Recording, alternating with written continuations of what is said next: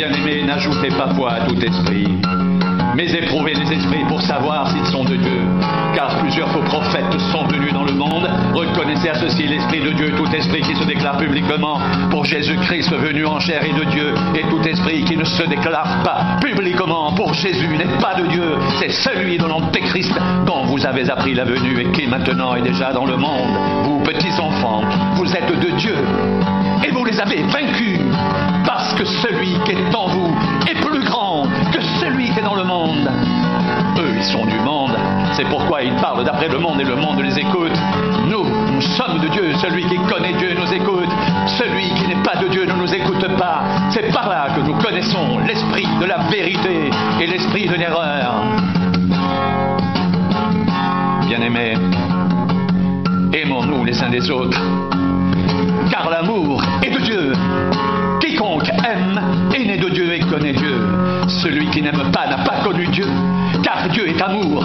L'amour de Dieu a été manifesté envers nous, en ce que Dieu a envoyé son Fils unique dans le monde, afin que nous vivions par lui. Et cet amour consiste non point en ce que nous avons aimé Dieu, mais en ce qu'il nous a aimés et envoyé son Fils comme victime expiatoire pour nos péchés. Bien-aimés, si Dieu nous a ainsi aimés, nous devons aussi nous aimer les uns les autres. Personne n'a jamais vu Dieu. Si nous nous aimons les uns les autres, Dieu demeure en nous et son amour est parfait en nous. Nous connaissons que nous demeurons en lui et qu'il demeure en nous parce qu'il nous a donné de son esprit. Et nous avons vu et nous attestons que le Père a envoyé le Fils comme sauveur du monde, celui qui déclarera publiquement que Jésus est le Fils de Dieu. Dieu demeure en lui et lui en Dieu. Et nous avons connu l'amour que Dieu a pour nous et nous y avons cru. Dieu est amour et celui qui demeure dans l'amour demeure en Dieu et Dieu demeure en lui. Tel il est, tel nous sommes aussi dans ce monde. C'est en cela que l'amour est parfait en nous, afin que nous ayons de l'assurance au jour du jugement. La crainte n'est pas dans l'amour, mais l'amour parfait bannit la crainte, car la crainte suppose un châtiment, et celui qui craint n'est pas parfait dans l'amour. Pour nous, nous l'aimons, parce qu'il nous a aimés le premier. Si quelqu'un dit « J'aime Dieu » et qu'il haïsse son frère, c'est un menteur, car celui qui n'aime pas son frère qu'il voit, comment peut-il aimer Dieu qu'il ne voit pas? Et nous avons de lui ce commandement, que celui qui aime Dieu aime aussi son frère.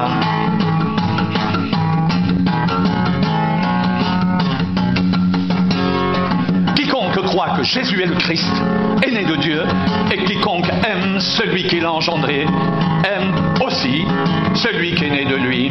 Nous connaissons que nous aimons les enfants de Dieu lorsque nous aimons Dieu et que nous pratiquons ses commandements, car l'amour est de Dieu.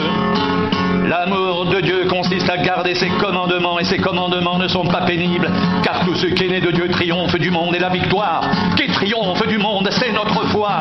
Qui est celui qui a triomphé du monde, sinon celui qui croit que Jésus est le Fils de Dieu? C'est lui, Jésus, Christ, qui est venu avec de l'eau et du sang, non avec l'eau seulement, mais avec l'eau et avec le sang. Et c'est l'Esprit qui rend témoignage, parce que l'Esprit est la vérité, car il y en a trois qui rendent témoignage, l'Esprit, l'eau et le sang. Et les trois sont d'accord.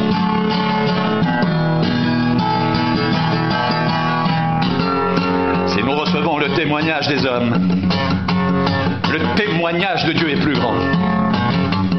Car le témoignage de Dieu consiste en ce qu'il a rendu témoignage à son Fils. Celui qui croit au Fils de Dieu a ce témoignage en lui-même. Celui qui ne croit pas Dieu le fait menteur, puisqu'il ne croit pas au témoignage que Dieu a rendu à son Fils. Et voici ce témoignage, c'est que Dieu nous a donné la vie éternelle, et que cette vie est dans son Fils. Celui qui a le Fils a la vie, celui qui n'a pas le Fils de Dieu n'a pas la vie. Je vous écris ces choses afin que vous sachiez que vous avez la vie éternelle, vous qui croyez au nom du Fils de Dieu. Nous avons auprès de lui cette assurance, que si nous demandons quelque chose selon sa volonté, il nous écoute. Et si nous savons qu'il nous écoute, nous savons que nous possédons la chose que nous lui avons demandée, quelle qu'elle soit. Si quelqu'un voit son frère commettre un péché qui ne mène point à la mort, qu'il prie, et Dieu lui donnera la vie à ce frère. Il la donnera à ceux qui commettent un péché qui ne mène point à la mort. Il y a un péché qui mène à la mort, ce n'est pas pour ce péché-là que je dis de prier. Toute iniquité est un péché, et il y a tel péché qui ne mène pas à la mort. Nous savons que quiconque est né de Dieu ne pratique pas le péché, et celui qui est né de Dieu se garde lui-même, et le malin ne le touche pas. Nous savons que nous sommes de Dieu, et que le monde entier est sous la puissance du malin. Nous savons aussi que le Fils de Dieu est venu, et qu'il nous a donné l'intelligence pour connaître le véritable, et nous sommes dans le véritable en son Fils Jésus-Christ. C'est lui qui est le Dieu véritable et la vie éternelle. Petits enfants, gardez-vous des idoles.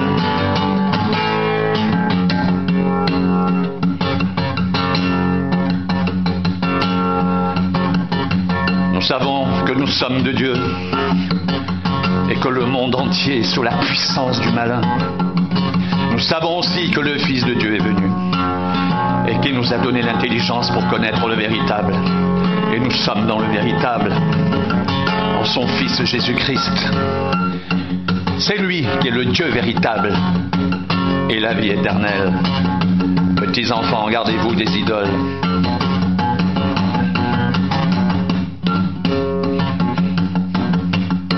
Quiconque croit que Jésus est le Christ est né de Dieu. Et quiconque aime celui qui l'a engendré, aime aussi celui qui est né de lui. Nous connaissons que nous aimons les enfants de Dieu lorsque nous aimons Dieu et que nous pratiquons ses commandements, car l'amour de Dieu consiste à garder ses commandements, et ses commandements ne sont pas pénibles, car tout ce qui est né de Dieu triomphe du monde, et la victoire qui triomphe du monde, c'est notre foi. Qui est celui qui a triomphé du monde, sinon celui qui croit que Jésus-Christ est le Fils de Dieu?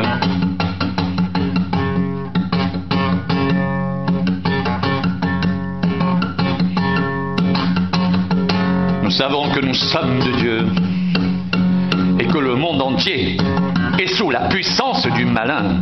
Nous savons aussi que le Fils de Dieu est venu et qu'il nous a donné l'intelligence pour connaître le véritable. Et nous sommes dans le véritable en son Fils Jésus-Christ. C'est lui qui est le Dieu véritable et la vie éternelle. Petits enfants, gardez-vous des idoles.